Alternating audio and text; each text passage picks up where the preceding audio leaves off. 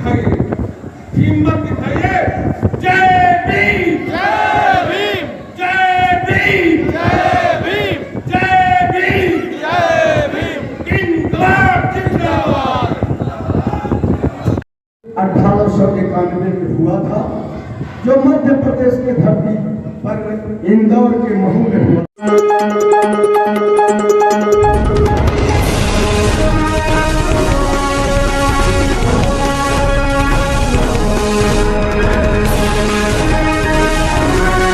की सोच बाबा साहब की शुरू से सोच थी, वंचितों, शोषितों, महिलाओं पर वो सिर्फ कार्य करते थे, उनका विकास चाहते थे। बाबा साहब दलित के नेता कहे गए, समाज सुधारक कहे गए, वंचितों के नेता कहे गए। बाबा साहब ने कहा था, मेरे देश का विकास तब होगा जब इस भारत देश के हर महिलाओं का विकास होगा। उन्होंने किसी जाति विशेष के महिलाओं की बात नहीं कही थी। उन्होंने कहा था कि जब तक पूरे महिलाओं का विकास नहीं होगा, ये देश का विकास नहीं होगा, क्योंकि वो देश के विकास को, परिवार के विकास को महिलाओं के विकास से मापने का काम करके आज हमारी महागठबंधन की सरकार, आप एहसास करते होंगे, वंचितों, दलित, वंचितों, शोषितों और महिलाओं के सशक्तिकरण पर कार्य कर रही है, जो आप लोगों के सामने है। आप याद करें 1991 के दशक से पहले, अगर 1991 का दशक आज होता तो न मैं यहाँ होता, न आप इस कुर्सी पर बैठे होते। 1991 से पहले एक कुर्सी आपके लिए नहीं थी।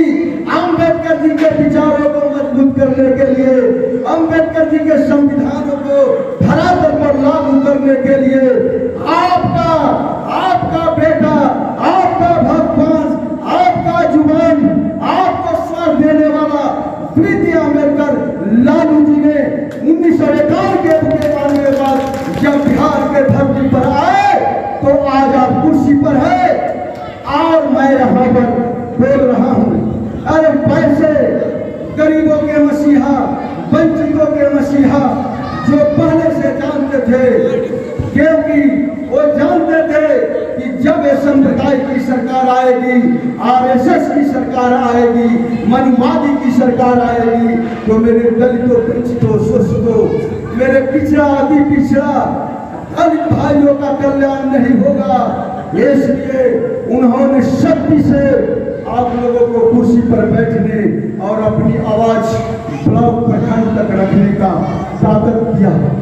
जब लालू जी मुख्यमंत्री बने तो आपके चहेते, जिनके कलमों से आपका भाग्य लिखा गया है, उनका संविधान है, तो आज आपका बेटा आईएएस है, आपका बेटा आईपीएस है, आपका बेटा प्रखंड में हो, ऑफिस में हो, वो बाबा साहब का दिन है।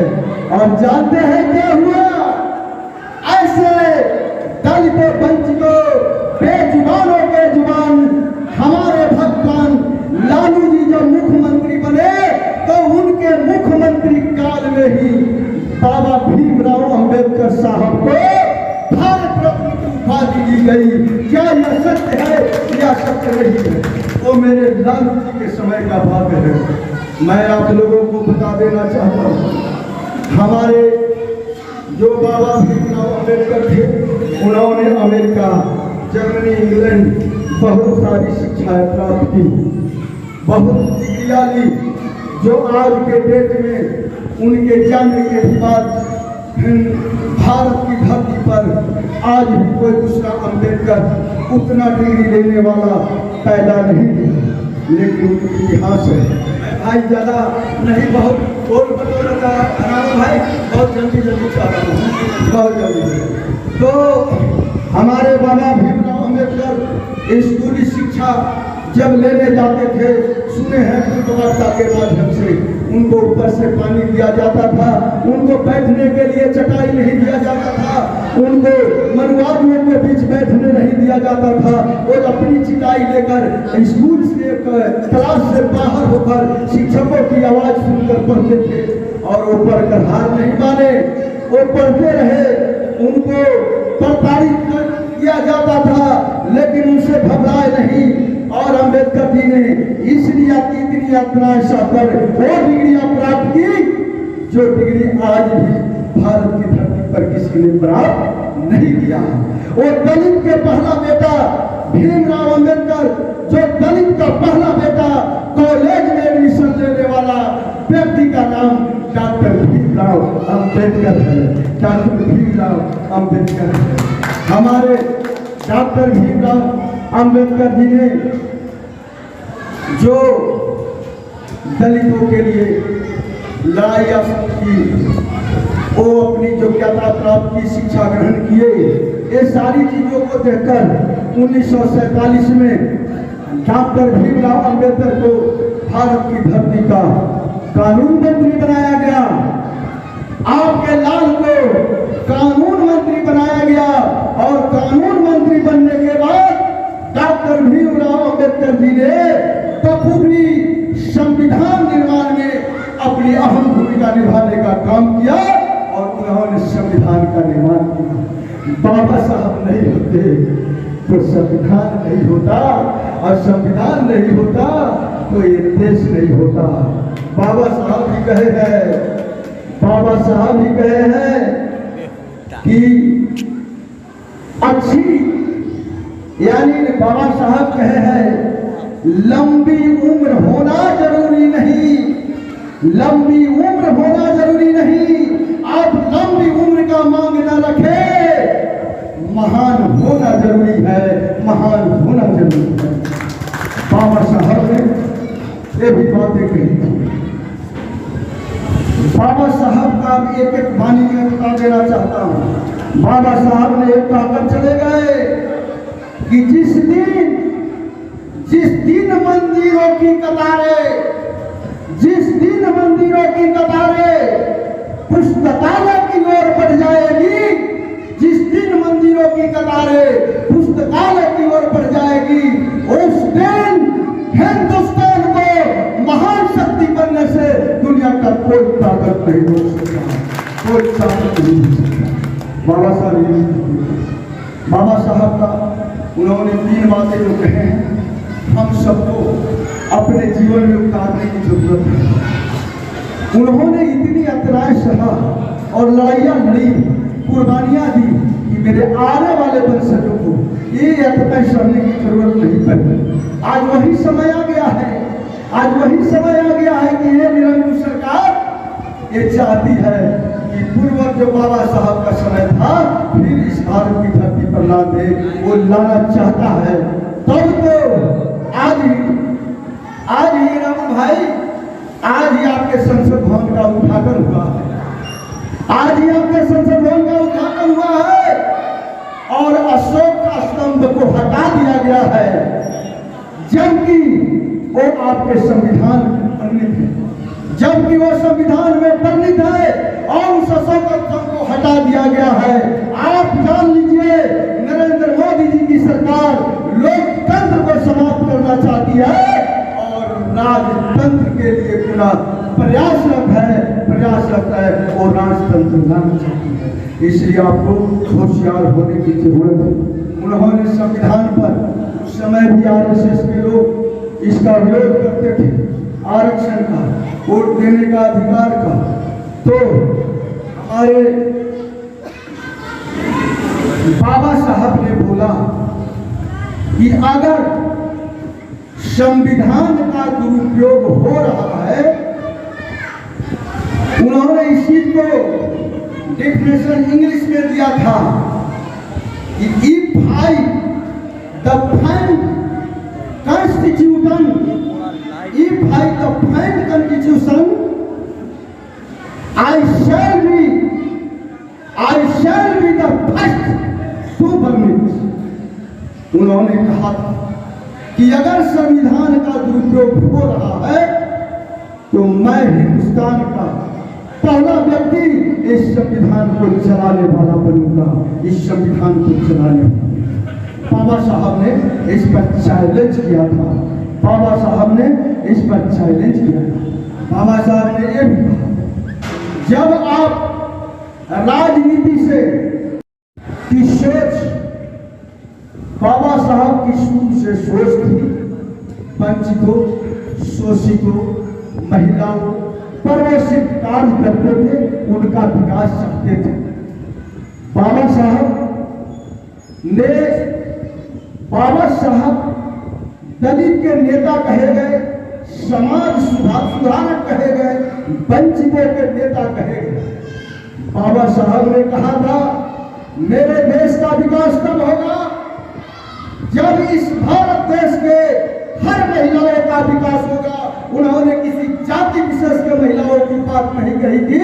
उन्होंने कहा था कि जब तक पूरे महिलाओं का विकास नहीं होगा, ये देश का विकास नहीं होगा, क्योंकि वो देश के विकास को, परिवार के विकास को महिलाओं के विकास से मापने का काम करते थे। आज हमारी महागठबंधन की सरकार, आप एहसास करते होंगे, वंचितों, दलित, वंचितों, शोषितों और महिलाओं के सशक्तिकरण पर कार्य कर रही है, जो आप लोगों के सामने है। आप याद करें 1991 के दशक से पहले, अगर 1991 का दशक आज होता तो न मैं यहाँ होता, न आप इस कुर्सी पर बैठे होते। 1991 से पहले एक कुर्सी आपके लिए नहीं थी। अम्बेडकर जी के विचारों को मजबूत करने के लिए, अम्बेडकर जी के संविधानों को धरातल पर लागू करने के लिए आपका बेटा, आपका भगवान, आपका जुबान, आपको स्वाद देने वाला प्रीति अम्बेडकर लालू जी ने 1951 के मुक्ति के बाद जब बिहार के धरती पर आए, तो आज आप कुर्सी पर है और मैं यहाँ पर बोल रहा हूँ। अरे पैसे, गरीबों के मसीहा, वंचितों के मसीहा, जो पहले से जानते थे, क्योंकि वो जानते थे कि जब ये संप्रदाय की सरकार आएगी, आरएसएस की सरकार आएगी, मनुवादी की सरकार आएगी, तो मेरे दलितों, वंचितों, शोषितों, मेरे पिछड़ा, अति पिछड़ा दलित भाइयों का कल्याण नहीं होगा। इसलिए उन्होंने शक्ति से आप लोगों को कुर्सी पर बैठने और अपनी आवाज ब्लॉक प्रखंड तक रखने का ताकत दिया। जब लालू जी मुख्यमंत्री बने, तो आपके चहेते, जिनके कलमों से आपका भाग्य लिखा गया है, उनका संविधान है, तो आज आपका बेटा आईएएस है, आपका बेटा आईपीएस है, आपका बेटा प्रखंड में हो, ऑफिस में हो, वो बाबा साहब का देन है। और जानते हैं क्या हुआ? ऐसे दलितों, वंचितों, बेजुबानों के जुबान हमारे भगवान लालू जी जब मुख्यमंत्री बने, तो उनके मुख्यमंत्री काल में ही बाबा भीमराव अंबेडकर साहब को भारत रत्न की उपाधि दी गई। क्या यह सत्य है या सत्य नहीं है? वो मेरे लालू जी के समय का भाग्य है। मैं आप लोगों को बता देना चाहता हूँ, हमारे जो बाबा भीमराव अंबेडकर थे, उन्होंने अमेरिका, जर्मनी, इंग्लैंड बहुत सारी शिक्षाएं प्राप्त की, बहुत डिग्रियां ली, जो आज के डेट में उनके जन्म के बाद भारत की धरती पर आज भी कोई दूसरा अंबेडकर उतना डिग्री लेने वाला पैदा नहीं हुआ। लेकिन इतिहास है भाई, ज्यादा नहीं, बहुत बोल बटोर भाई, बहुत जल्दी चाह रहा हूँ, बहुत जल्दी। तो हमारे बाबा भीमराव अंबेडकर स्कूली शिक्षा जब लेने जाते थे, सुने हैं बुद्धवार्ता के माध्यम से उनको ऊपर से पानी दिया जाता था, उनको बैठने के लिए चटाई नहीं दिया जाता था, उनको मनुवादियों के बीच बैठने नहीं दिया जाता था। वो अपनी चिटाई लेकर स्कूल से, क्लास से बाहर होकर शिक्षकों की आवाज सुनकर पढ़ते थे, और वो पढ़कर हार नहीं माने, वो पढ़ते रहे। उनको प्रताड़ित किया जाता था, लेकिन उनसे घबराए नहीं। और अंबेडकर जी ने इसलिए इतनी यात्राएं सहकर वो डिग्रियां प्राप्त की जो डिग्री आज भी भारत की धरती पर किसी ने प्राप्त नहीं किया। वो दलित के पहला बेटा भीमराव अंबेडकर, जो दलित का पहला बेटा कॉलेज में एडमिशन लेने वाला व्यक्ति का नाम डॉक्टर भीमराव अंबेडकर है। डॉक्टर भीमराव अंबेडकर है।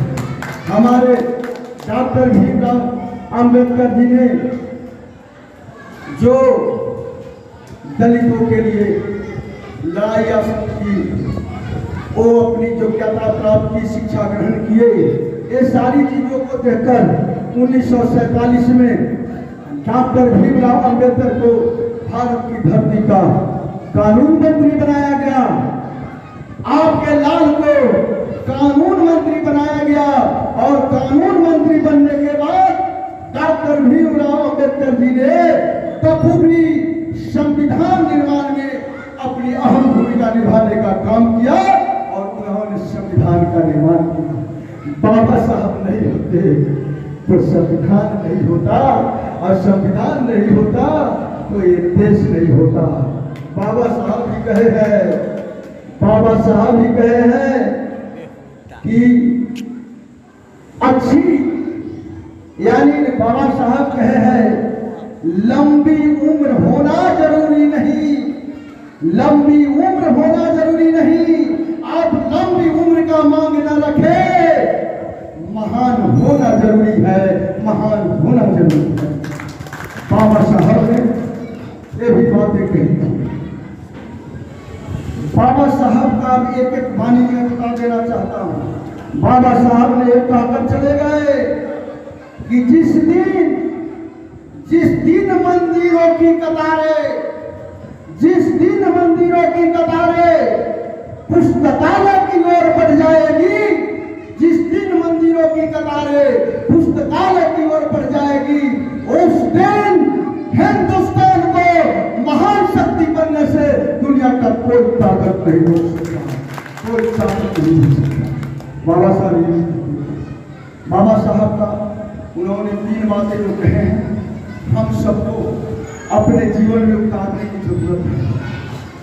उन्होंने इतनी यात्राएं सहा और लड़ाइयाँ लड़ी, कुर्बानियां दी कि मेरे आने वाले वंशजों को ये यात्राएं सहने की जरूरत नहीं पड़ी। आज वही समय आ गया है, आज वही समय आ गया है कि ये निरंकुश सरकार ये चाहती है कि पूर्व जो बाबा साहब का समय था फिर इस भारत की धरती पर ला दे, वो लाना चाहता है। तब तो आज ही राम भाई, आज ही आपके संसद भवन का उद्घाटन हुआ है, आज ही आपके संसद भवन का उद्घाटन हुआ है और अशोक का स्तंभ को हटा दिया गया है, जबकि वो आपके संविधान में वर्णित है, जबकि वो संविधान में वर्णित है और उस अशोक स्तंभ को हटा दिया गया है। आप जान लीजिए नरेंद्र मोदी जी की सरकार लोकतंत्र को समाप्त करना चाहती है और राजतंत्र के लिए पुनः प्रयासरत है और राजतंत्र लाना चाहती है। इसलिए आपको होशियार होने की जरूरत है। उन्होंने संविधान पर उस समय भी आरएसएस के लोग इसका विरोध करते थे, आरक्षण का, वोट देने का अधिकार का। तो हमारे बाबा साहब ने बोला कि अगर संविधान का दुरुपयोग हो रहा है, उन्होंने इस चीज को डेफिनेशन इंग्लिश में दिया था कि if I the find constitution, if I the find constitution I